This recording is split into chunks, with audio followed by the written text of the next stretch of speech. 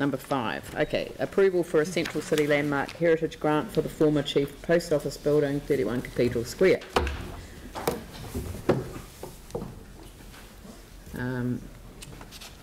Again, it's the same thing. Sorry, Aaron Kewen is happy to move. Do I have a seconder for it? Vicky? Are there any questions? Mike?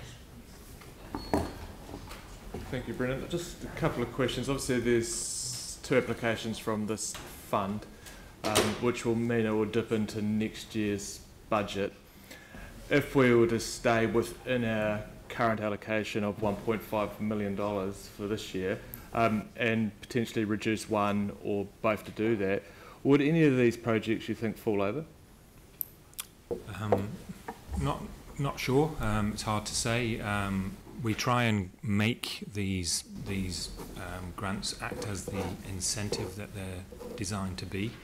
The key thing to remember about the financing is that the projects will be occurring over the next 2 years. These are fairly substantial renovations, seismic upgrades, repair works, replacement of roof, whatever. These are long projects that are going to take 2 years, so they will fall naturally over 2 years anyway. And we're not saying that any of these funds will be paid out before time. We're just giving the owners of these buildings the certainty to proceed with the major works that are required to these buildings. So I've placed the grants as close as I can to be a balance between a very positive incentive, but obviously staying within that time frame of the 2-year project time, but also considering other projects that may arise in the next year or so, which we would also like to fund. And do you envision there to be any more projects coming along potentially within this financial year, seeing as we're going to exhaust it all for this year and dip into next year's one? It's hard to say. There are always people looking at options on buildings and whether they sell the building or whether they actually undertake the repairs themselves. But these 2 are ready to go, and they're in absolutely key locations in the city that will benefit the land around them, the land and the spaces around them. So it seems the logical thing to support them if they're ready to go. They've gone through a long process of fighting with insurance companies over the last 5-6 years. They've finally resolved those issues, so they're ready to actually undertake the works, and everybody should benefit from that.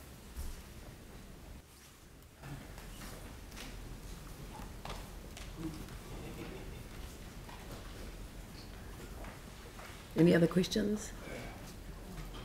Jamie. Thanks, Brendan. Yes, they are substantial grants, but I totally agree with you, they're substantial renovations. Just wondering if you could provide a breakdown of the work estimates just at a high level, and if you could give us a bit of an idea of what percentage this grant funding would be of the work that they're going to be undertaking. Yeah, the post office has a number of because of those issues with the insurance company. They've had a number of QSs estimate the value of the works, and they varied from fairly high values of $12 million to undertake the full seismic upgrade and repair of the Chief Post Office building. That didn't include the replacement of the asbestos roof. So we're looking at potentially, very percentage-wise quite small grants in terms of the overall expenditure required by the owner. Now, obviously, some of that includes insurance payments, but I suspect the insurance is going to be lower than the value of the actual works required. And as I say, it doesn't include those items which are not included as insurance items anyway, such as seismic upgrade works and roof replacement, because they were existing prior to the earthquakes. So percentage-wise, I haven't got an actual figure, but just looking at it, you're looking at, if it's a grant of $900,000 and potential $10 million, let's say, of work, then you're looking at a 10%, less than a 10% grant. I just wonder, you know, if I may, you might also want to speak to the other one then too. Otherwise, I'm just asked it again. Otherwise, yeah. But so if you can bear that in mind. But the other thing to bear in mind is, I wonder if, obviously, when they go through the process of speaking with you and council and you know, filling out these forms, they need to provide this sort of information. I wonder if at a high level, if you could think about including that in there, just so I don't have to ask this question every time. Otherwise, we can put that in. It's just sometimes. I appreciate that. Sometimes I know that it varies a lot. Yeah. But obviously, it's part of your consideration. Yep. So the work will have already been done. You will have it. So as long as if that could be included, that would be helpful. And just wonder if you have any comments on the percentage of contribution for the works on the other one too. Yeah, that's a slightly lower overall cost. I think the value of the works there was about 4.3 million, something like that. So again, but the same amount of grant funding. It's very hard to tell until they actually go in and start undertaking the investigative works and getting prices from contractors. It's hard to know exactly what the spend is. There's a difference between what you'll put forward as a worst case scenario for your insurance company when you're in dispute with them as to what they should be paying, as opposed to the actual contractor who has to price the job and so. But these the grants, to me, they seem to be about the right level from previous experience that we've had with these large projects. They're sufficient to act as an incentive. They will encourage the works to actually occur within 18 months, because at the moment you've got a building that's just sitting there. It's sat there for 6-7 years. We're trying to incentivise that work to take place. Thank you. Yep. Are you of a mind to do the two papers together? Yep. Okay. Well, to be honest, I'm actually of a mind to just go for the first financial year for the second one. I'm fine with 900,000 grant for number 5, but number 6, dipping into the second year, is, you know, for a building that's substantially smaller. And with substantially less work to be undertaken. You know, these are extraordinarily large amounts of money, and I just don't. Okay, we'll just deal with the first paper then. We'll just deal with the first paper. Did you want to speak on the first? If we're dealing with the second one separately, I'll keep my question for the second. Okay, all right. Okay, so is there any discussion on paper 5, which is the former Chief Post Office building? Andrew, Dion, and then Aaron. So the comments that I'll make are relevant really to both papers, but we've got an opportunity in front of us today with an owner of this building who is willing to work with us to save this building. It's a building in a prominent location. It's a building that's prominent. There's currently a prominent blot on the landscape because it hasn't been able to be repaired, and for good reason. When we put these funds on budget in the LTP, and when we had the discussions and the debate that resulted in the funds being put on budget, these were exactly the kind of projects we were thinking of. In fact, these probably were the projects that some of us were thinking of. Given the opportunity in front of us now, I would hate to do anything that would squander that opportunity. And I mean, I, in many ways, take the view that when we looked at the first 3 years of the LTP, we put funds on budget for those first 3 years of the LTP to keep these landmark heritage grants going, knowing that there would be opportunities put in front of us to expend those funds. And to let an arbitrary division between each of those 3 years determine a poor outcome in terms of the opportunities that's in front of us, I think would be a mistake. So I think we're fortunate to have the opportunity we've got. I think we've got to grab it with both hands.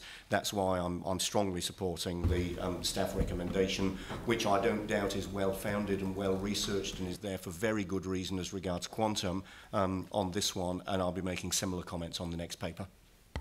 Okay.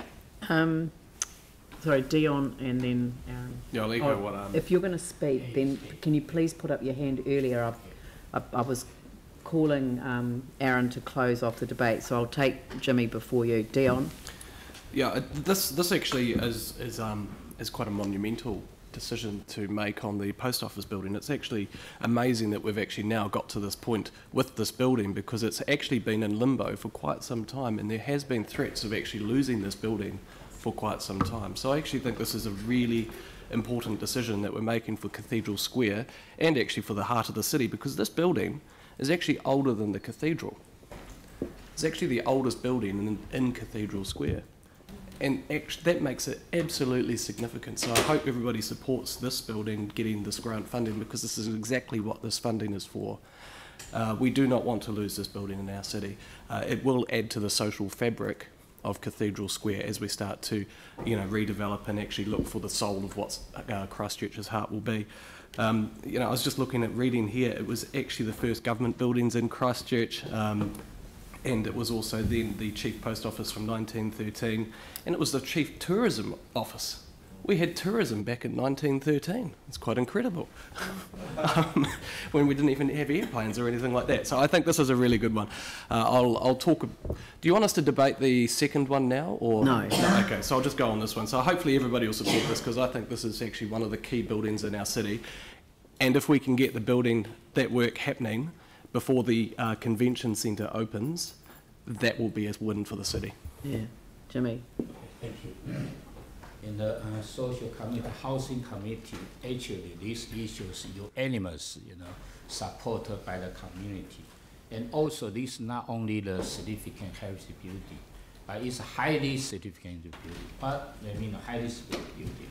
Probably this building facility is exactly the same as Cathedral Square. It's a big impact to our city, to the people. So like the staff replied to the mic, the questions. Actually, this building is a great benefit to the whole city, to the people of Christchurch. It's not only the particular specific for the specific interest group. So I think that's very important, and especially this morning. I'm not sure whether you read the praise. The praise, the print out. This also one of list. Need to be urgent to repair and improve. So we fully support this one. Thank you. Very good. Aaron. Yeah, I echo the comments of my fellow councillors, that, and especially Dion's history lesson there. That's a very salient one. And I just was looking at photos the other day of when there was a road that went right in front of this post office, and all the vehicles were parked right up to it, right around the square. It's quite it's a really odd look. You go, is that actually the middle of Christchurch? And it is. It was, it's a few generations before I ever got to set foot in the square. I remember it well. Jeepers, that's some good makeup you're wearing there, Madam Mayor. You hide it well. This is really important that this gets opened and rerunning in the square. It's a stunning building, and in the conversations we have around what's getting rebuilt in the city, behind the cathedral, this is the next most questions I get on any building in the inner city. When's it going to be repaired? What's happening with it? So for us to make a decision today is a fantastic one, and I'm just going to lay one challenge down with it. There was a tenant that was in there called Starbucks that hasn't returned to the inner city of Christchurch since the quakes. And to be New Zealand's second largest city and not have a Starbucks right in the middle is embarrassing. So I'll say to Starbucks, we've got homegrown coffee that's cool. Yeah, we've got great coffee from here, but it's a symbol of a city's success. And if Starbucks are too lazy or don't back themselves enough to move into the inner city, sell me a franchise and I'll do it. But come back and put your business in here and sell everyone coffee, because they were an attraction. And with Tūranga opening tomorrow in the square, this will be the first year in almost forever that someone will beat the museum for the most visitors. Tūranga in the next year will have more visitors, as my call, than what the museum will. That's how successful the square's going to be. So come back, Starbucks, grow some, and come back into the middle of our city. I'll just accept that comment on the basis that it started in our sister city of Seattle. That's all. All right, I'll put that motion. All those in favour say aye. Those opposed say no. That's carried. Thank you very much.